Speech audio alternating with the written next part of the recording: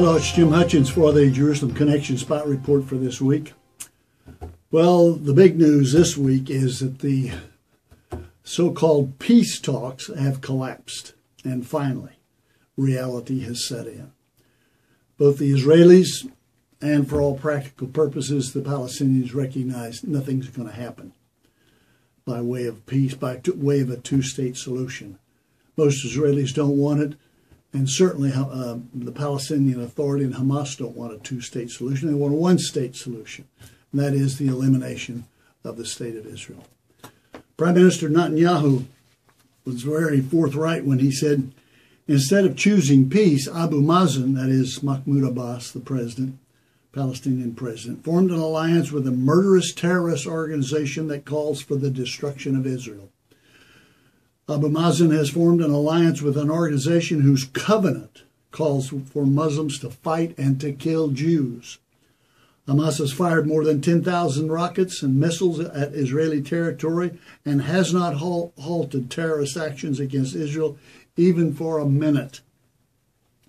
This agreement between Abu Mazen and Hamas was signed even as Israel is making efforts to advance negotiations with the Palestinians. It is the direct continuation of the Palestinians' refusal, to advance the negotiations. Only last month, Abu Mazen rejected the framework principles proposed by the United States. Abu Mazen has refused even to discuss recognizing Israel as the national state of the Jewish people. He violated existing agreements by unilaterally applying to accede to international treaties and then formed an alliance with Hamas. Whoever chooses the terrorism of Hamas does not want peace. Very forthright, and I was pleased to see that there was immediate retaliation on the part of Congress. Listen to this. Representative Ileana Ros-Lehtinen, a Republican from Florida, who chairs the House Foreign Affairs panel in the Middle East, authored the Palestinian Terrorism Act and called for an immediate suspension of U.S. aid to the Palestinian Authority.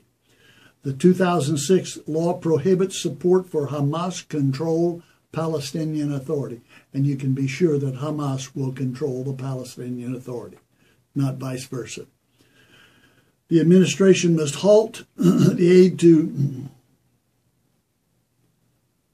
Palestinian Authority and condition any future assistance as leverage to force Abu Mazen to abandon this reconciliation with Hamas and to implement real reforms within the Palestinian Authority. Ros-Lehtinen went on to say, U.S. law is clear on the prohibition of U.S. assistance to a unity Palestinian government that includes Hamas, a designated foreign terrorist organization. That's also been done so by the European Union as well. And President Obama must not allow 1 cent of American taxpayer money to help fund this terrorist group. Her Democratic counterpart in the House Foreign Affairs panel said this, be certain that the Palestinian Authority will face significant consequences if a unity government is formed that includes terrorist members of Hamas. Well, that is good news, I must say. But we need to keep it in perspective. The attacks on Israel are not going to change. The Arab world and the Muslim world is anti-Semitic to the core. Anti-Semitism is growing in the European countries. I see now even in Ukraine, Jews are being required to sign their names as Jews. So it's going to increase. And we have biblical references as to what will take place. But be assured of this, God will have the last word.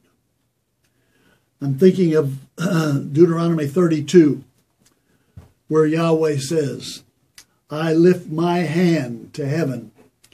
I lift my hand to heaven and declare, as surely as I live forever, when I sharpen my flashing sword and my hand grasps it in judgment, I will take vengeance on my adversaries and repay those who hate me.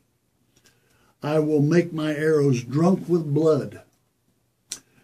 And while my sword devours flesh, the blood of the slain and the captives and the heads of the enemy leaders. Rejoice, O nations, O Gentiles, that's O Goyim. Rejoice, O nations, with his people, for he will avenge the blood of his servants. He will take vengeance on his enemies, and he will make atonement for his land and his people. That's God's word. That's his last word. Be assured of that. Till next week, Od Ki Yavo Shiloh. Until Messiah comes, Yivareka Yahweh. God bless you and yours.